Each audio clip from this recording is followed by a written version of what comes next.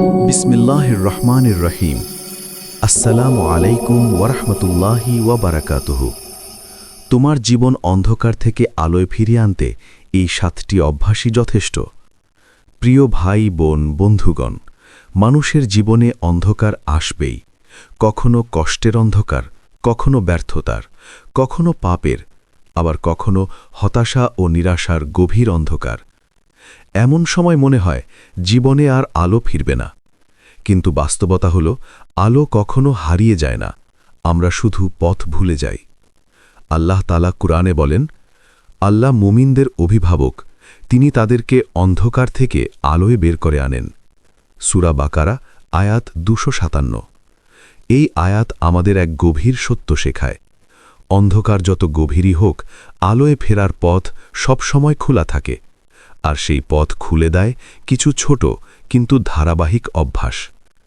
এই ভিডিওতে আজ আমরা জানব এমন 7টি অভ্যাস, যেগুলো নিয়মিত জীবনে চালু করতে পারলে ইনশাআল্লাহ আপনার জীবন অন্ধকার থেকে ধীরে ধীরে আলোয় ফিরে আসবে। 1. দিনের শুরুটা আল্লাহর নামে করা। অন্ধকার জীবনের সবচেয়ে বড় কারণ হল দিন শুরু হয় আল্লাহ ছাড়া। যে মানুষ ফজরের নামাজ ছেড়ে দেয়, সে অজান্তেই নিজের দিনের বরকত নিজেই নষ্ট করে ফেলে। রাসূল সাল্লাল্লাহু আলাইহি ওয়াসাল্লাম বলেন, ফজরের 2 রাকাত দুনিয়া ও দুনিয়ার সব কিছুর চেয়েও উত্তম। মুসলিম। এই অভ্যাসটি কিভাবে গড়বেন? ফজরের নামাজ সময় মতো পড়বেন। নামাজের পর অন্তত 5 মিনিট দোয়া। আল্লাহর কাছে বলবেন, হে আল্লাহ, আজকের দিনটাকে তুমি আমার জন্য আলো বানিয়ে দাও। যে দিন আল্লাহর নামে শুরু হয়, সে দিন কখনো সম্পূর্ণ অন্ধকার হয় না। 2. নিয়মিত কুরআনের সাথে সম্পর্ক রাখা। কুরআন শুধু পড়ার জন্য নয়, কুরআন হল অন্ধকার হৃদয়ের জন্য আলো। আল্লাহ বলেন, নিশ্চয়ই এই কুরআন সেই পথে পথ নির্দেশ করে যা সবচেয়ে সোজা। সূরা বনী ইসরাইল আয়াত 9। অনেক মানুষ বলে, আমি জানি না কেন মন ভালো লাগে না, কিছুতেই শান্তি পাই না। কারণ একটাই, কুরআনের সাথে দূরত্ব। এই অভ্যাসটি কিভাবে গড়বেন? প্রতিদিন অন্তত 5-10 আয়াত, অর্থ বোঝার চেষ্টা, একটি আয়াত নিয়ে চিন্তা করা। কুরআন যত হৃদয়ের কাছে আসবে, অন্ধকার তত দূরে সরে যাবে। 3. গুনাহ ছেড়ে তওবার অভ্যাস গড়া। গুনাহ হৃদয়কে অন্ধকার করে দেয়। এটা হঠাৎ নয়, ধীরে ধীরে। রাসূল সাল্লাল্লাহু আলাইহি ওয়াসাল্লাম বলেন, বান্দা যখন গুনাহ করে, তার হৃদয়ে একটি কালো দাগ পড়ে। তিরমিজি। কিন্তু সুসংবাদ হল, তওবা সেই দাগ মুছে দেয়। এই অভ্যাসটি কিভাবে গড়বেন? প্রতিদিন রাতে আত্মমূলাচর্চা, অন্তত 100 বার ইস্তিগফার। গুনাহ হলে সঙ্গে সঙ্গে তওবা। যে মানুষ নিয়মিত তওবা করে, তার জীবন কখনো দীর্ঘদিন অন্ধকারে থাকে না। 4. নিয়মিত ছোট ছোট দোয়া পড়ার অভ্যাস। অনেকেই ভাবে দোয়া মানে বড় বড় কথা। না, দোয়া মানে আল্লাহর সাথে কথা বলা। রাসূল সবচেয়ে বেশি যে দোয়া পড়তেন, হে আল্লাহ, তুমি আমার হৃদয়ে আলো দাও। বুখারী ও মুসলিম। এই অভ্যাসটি কিভাবে গড়বেন? ঘর থেকে বের হওয়ার সময়, কাজ শুরু করার আগে, মন খারাপ হলে, ভয় পেলে। দোয়া এমন একটি চাবি যা অদৃশ্য তালা খুলে দেয়। 5. নেতিবাচক মানুষ ও অভ্যাস থেকে দূরে থাকা। অন্ধকার শুধু পরিস্থিতি থেকে আসে না, কিছু মানুষও অন্ধকার ছড়ায়। রাসূল সাল্লাল্লাহু আলাইহি ওয়াসাল্লাম বলেন, মানুষ তার বন্ধুর দিনের উপর থাকে। তিরমিজি। এই অভ্যাসটি কিভাবে করবেন? সবসময় অভিযোগ করা মানুষ থেকে দূরে থাকা, গীবত ও নেগেটিভ কথাবার্তা এড়িয়ে চলা, আল্লাহ ভীরু মানুষদের সান্নিধ্য নেওয়া। পরিবেশ বদলালে জীবনও বদলায়। 6. কৃতজ্ঞতার অভ্যাস গড়ে তোলা। অন্ধকার জীবনের বড় কারণ হল, যা নেই তা নিয়ে ভাবা, যা আছে তা ভুলে যাওয়া। আল্লাহ বলেন, তোমরা যদি কৃতজ্ঞ হও, আমি অবশ্যই তোমাদের নিয়ামত বাড়িয়ে দেব। সূরা ইব্রাহিম আয়াত 7। এই অভ্যাসটি কিভাবে করবেন? প্রতিদিন 3টি নিয়ামত লিখে রাখা। নামাজের পর আলহামদুলিল্লাহ বলা। ছোট নিয়ামতেও খুশি হওয়া। কৃতজ্ঞ হৃদয়ে কখনো গভীর অন্ধকার বাস করে না। 7. ধৈর্য ও আল্লাহর উপর ভরসার অভ্যাস। অন্ধকার সবচেয়ে বেশি ভয় দেখায় তখনই যখন আমরা তাড়াহুড়ো করি। আল্লাহ বলেন, নিশ্চয়ই আল্লাহ ধৈর্যশীলদের সঙ্গে আছেন। সূরা বাকারা আয়াত ১৫৩। এই অভ্যাসটি কিভাবে গড়বেন? বিপদে পড়লে নামাজ পড়া। কেন আমার সাথে না বলে এর হিকমত কি ভাবা। আল্লাহর পরিকল্পনার উপর ভরসা রাখা। ধৈর্য মানে হার মেনে নেওয়া নয়, বরং আলো আসা পর্যন্ত দাঁড়িয়ে থাকা। প্রিয় বন্ধু, আলো আসবেই যদি তুমি থেমে না যাও। মনে রাখবেন, আপনার জীবন অন্ধকারে পড়েছে মানে আপনি ব্যর্থ নন, বরং এর মানে আল্লাহ আপনাকে নতুন করে গড়তে চান। এই ৭টি অভ্যাস যদি ধীরে ধীরে নিজের জীবনে চালু করেন, ইনশাআল্লাহ একদিন আপনি নিজেই বলবেন, আমি অন্ধকারে ছিলাম, কিন্তু আল্লাহ আমাকে আলোয় ফিরিয়ে এনেছেন। অন্ধকার থেকে আলোয় ফেরার পথে যে বাস্তব পরিবর্তনগুলো আপনি টের পেতে শুরু করবেন। প্রথম পর্বে আমরা জেনেছি জীবনকে অন্ধকার থেকে আলোয় ফেরাতে ৭টি অভ্যাস কিভাবে কাজ করে। কিন্তু অনেকের মনে একটি প্রশ্ন জাগে, আমি তো চেষ্টা করছি, কিন্তু বুঝব কিভাবে যে আমি সত্যিই বদলাতে শুরু করেছি? এই প্রশ্নটাই খুব গুরুত্বপূর্ণ, কারণ আল্লাহ যখন কোনো বান্দাকে আলোয় ফিরিয়ে আনতে চান, তখন তিনি কিছু সুস্পষ্ট আলামত তার জীবনে প্রকাশ করে দেন। এই পর্বে আমরা জানব এই ৭টি অভ্যাস চালু হলে আপনার জীবনে কোন কোন পরিবর্তন ধীরে ধীরে দৃশ্যমান হতে শুরু করবে, যেগুলো দেখলে আপনি বুঝতে পারবেন আপনি আর আগের জায়গায় নেই। মন আগের মতো অকারণে ভারী থাকবে না। অন্ধকার জীবনের প্রথম লক্ষণ হল মন সবসময় ভারী, অস্থির, অকারণে দম বন্ধ লাগা। কিন্তু যখন আপনি আল্লাহমুখী অভ্যাস গড়ে তুলবেন, ফজরের নামাজ, কোরআন, দোয়া, তওবা, তখন আপনি লক্ষ্য করবেন কারণ ছাড়াই মন ভালো লাগছে। সমস্যাগুলো আছে, কিন্তু বুকের ভেতর আগের মতো চাপ নেই। এটা কোনো কাকতালীয় বিষয় নয়। আল্লাহ বলেন, জেনে রাখো, আল্লাহর স্মরণেই অন্তর প্রশান্ত হয়। সূরা রাদ আয়াত ২৮। এই প্রশান্তি হল আলোর প্রথম স্পর্শ। ২. গুনাহের প্রতি আকর্ষণ ধীরে ধীরে কমে যাবে। আগে যে গুনাহগুলোতে মন খুব সহজে টানত, এখন সেগুলো করতে গেলে ভেতরে এক ধরনের অস্বস্তি কাজ করবে। আপনি হয়তো এখনও পুরোপুরি ছাড়তে পারেননি, কিন্তু গুনাহের পরপরই অনুশোচনা হচ্ছে, তওবা করতে মন চাইছে, একই ভুল বারবার করতে ভয় লাগছে। এগুলো কি বোঝায়? হৃদয় আবার জীবিত হচ্ছে। রাসূল সাল্লাল্লাহু আলাইহি ওয়াসাল্লাম বলেন, মুমিন গুনাহ করলে কষ্ট পায়। অন্ধকার হৃদয় গুনাহে কষ্ট পায় না, আলোকিত হৃদয়ই কষ্ট পায়। ৩. নামাজ আর বোঝা মনে হবে না। একসময় নামাজ ছিল দেরিতে পড়া, তাড়াহুড়ো, শুধু দায়িত্ব পালন।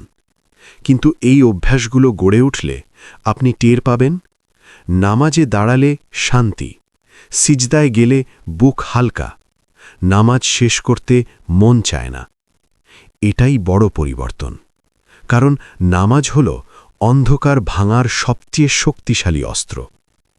৪. মানুষ ও পরিস্থিতির প্রতি দৃষ্টিভঙ্গি বদলে যাবে। আগে হয়তো আপনি ভাবতেন, সবাই খারাপ, দুনিয়া নিষ্ঠুর, আমার কপালই খারাপ। কিন্তু এখন আপনি লক্ষ্য করবেন, আপনি কম অভিযোগ করছেন, অন্যদের ভুল সহজে মেনে নিতে পারছেন, তিক্ততা কমে আসছে। কারণ আলো এলে চোখের দৃষ্টি বদলায়, শুধু পরিস্থিতি নয়। ৫. একা থাকলেও আর ভয় লাগবে না। অন্ধকার জীবনের একটি ভয়ঙ্কর দিক হল একাকিত্ব। একাকিত্বে ভয় লাগে, অস্থির লাগে, নানা খারাপ চিন্তা আসে। কিন্তু যখন আল্লাহর সাথে সম্পর্ক গড়ে ওঠে, একা থাকলেও শান্তি, মনে হয় কেউ আছেন। নিঃশব্দ সময়ে ভালো লাগতে শুরু করে, কারণ তখন আপনি বুঝতে শেখেন, আমি একা নই, আল্লাহ আমার সাথে আছেন। ৬. ছোট ছোট নিয়ামত চোখে পড়তে শুরু করবে। আগে যা ছিল শুধু অভাব, শুধু কষ্ট, শুধু না পাওয়ার হিসেব। এখন আপনি খেয়াল করবেন, সুস্থভাবে ঘুম থেকে উঠতে পারছেন, কেউ একজন আপনাকে খোঁজ নিচ্ছে, আজও বেঁচে আছেন, এটাই বড় নিয়ামত। এই অনুভূতিটাই কৃতজ্ঞতা, আর কৃতজ্ঞতা মানেই আলোর বিস্তার। ৭. ভবিষ্যৎ নিয়ে আশা জন্মাবে। অন্ধকার জীবনের সবচেয়ে ভয়ঙ্কর দিক হল আশাহীনতা, কিন্তু এই অভ্যাসগুলো চলতে থাকলে ভবিষ্যৎ নিয়ে ভয় কমবে, সব শেষ ভাবটা দূর হবে, মনে হবে কিছু একটা ভালো অপেক্ষা করছে। এটাই তাওয়াক্কুল, আল্লাহর উপর ভরসা। আল্লাহ বলেন, যে আল্লাহর উপর ভরসা করে তিনিই তার জন্য যথেষ্ট। সূরা তালাক, আয়াত ৩। একটি গুরুত্বপূর্ণ সতর্কবার্তা। অনেকেই ভাবে, আমি শুরু করেছি কিন্তু মাঝে মধ্যে আবার আগের মতো হয়ে যাচ্ছি। মনে রাখবেন, পিছলে যাওয়া মানেই ব্যর্থতা নয়। আলো আসার পথ কখনো সোজা হয় না। আল্লাহ চেষ্টা দেখেন, পারফেকশন নয়। থামবেন না, থামলেই অন্ধকার শক্তি পায়। যদি আপনার জীবনে মন একটু শান্ত হচ্ছে, গুনাহে ভয় আসছে, নামাজে স্বস্তি পাচ্ছেন, আল্লাহর কথা বেশি মনে পড়ছে, তাহলে জেনে রাখুন, আপনি অন্ধকার থেকে আলোয় ফিরছেন, ধীরে কিন্তু নিশ্চিতভাবে। আলোকে স্থায়ী করার ৭টি আমল, যাতে আর অন্ধকারে ফিরে না যান। অনেক মানুষ একটা সময় পর্যন্ত ভালো থাকে, নামাজ আসে, দোয়া আসে, মন নরম হয়, চোখে পানি আসে, তারপর আবার ধীরে ধীরে সব আগের মতো হয়ে যায়। এর কারণ কি? আলোকে ধরে রাখার ব্যবস্থা না থাকা। শয়তান জানে সে একদিনে আপনাকে ধ্বংস করতে পারবে না, সে ধীরে ধীরে আপনাকে আবার অন্ধকারে ফেরানোর চেষ্টা করবে। এই পর্বে আমরা জানব এমন ৭টি আমল যেগুলো আপনার জীবনে আলোকে স্থায়ী দেয়াল বানিয়ে দেবে। ১. ঈমান রক্ষা করার দোয়া কখনো ছাড়বেন না। ঈমান কোনো স্থায়ী জিনিস নয়, এটা বাড়ে কমে।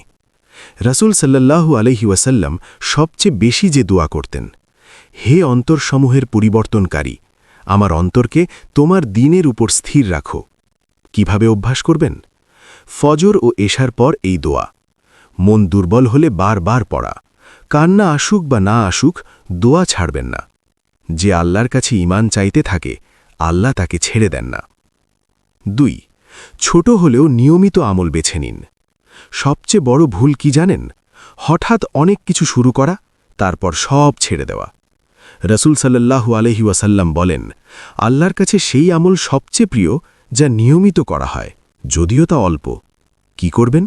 ২ রাকাত তাহাজ্জুদ, বা প্রতিদিন ১০০ বার দরুদ, বা প্রতিদিন ১ পৃষ্ঠা কুরআন। অল্প, কিন্তু ছাড়বেন না। ৩. সপ্তাহে একদিন নিজের সাথে হিসাব করুন। এই আমলটা অবহেলা করবেন না, কারণ আত্মসমালোচনা না থাকলে অন্ধকার চুপি চুপি ঢুকে পড়ে। উমর রাদিয়াল্লাহু আনহু বলেন, তোমাদের হিসাব নেওয়ার আগে নিজেদের হিসাব নাও।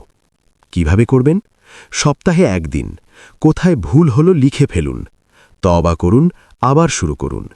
হিসাব মানেই নিজেকে দোষ দেওয়া নয়, নিজেকে বাঁচানো। ৪. আল্লাহ ভীরু পরিবেশে নিজেকে রাখুন। একজন মানুষ একা ভালো থাকতে পারে না, পরিবেশ হয় তাকে টেনে তোলে, নয়তো টেনে নামায়। রাসূল সাল্লাল্লাহু আলাইহি ওয়াসাল্লাম বলেন, ভালো ও খারাপ সঙ্গীর উদাহরণ আতর বিক্রেতা ও কামারের মতো। কি করবেন? দিনই কন্টেন্ট শুনুন, ভালো মানুষদের কাছে যান, অকারণ সময় নষ্ট করা জায়গা ছাড়ুন। পরিবেশ ঠিক হলে সংগ্রাম অর্ধেক কমে যায়। ৫. মন ভাঙলে সঙ্গে সঙ্গে আল্লাহর দিকে ফিরুন। আগে আমরা মন খারাপ হলে কি করতাম? কিছু মানুষ, কিছু নেশা, কিছু ভুল পথ। এখন নিয়ম বদলান। আল্লাহ বলেন, তোমরা বিপদে পড়লে আমার কাছেই ফিরে আসো। কি করবেন? মন ভাঙলে ২ রাকাত নামাজ, চোখে পানি না এলেও সিজদা, আল্লাহর সাথে কথা বলুন। এই অভ্যাসই আপনাকে আবার অন্ধকারে পড়তে দেবে না। ৬. নেয়ামত হারানোর ভয় নয়, নেয়ামতের কদর শিখুন। অনেকেই ভালো থাকতে ভয় পায়, আবার না হারাই, এই ভয় আপনাকে দুর্বল করে।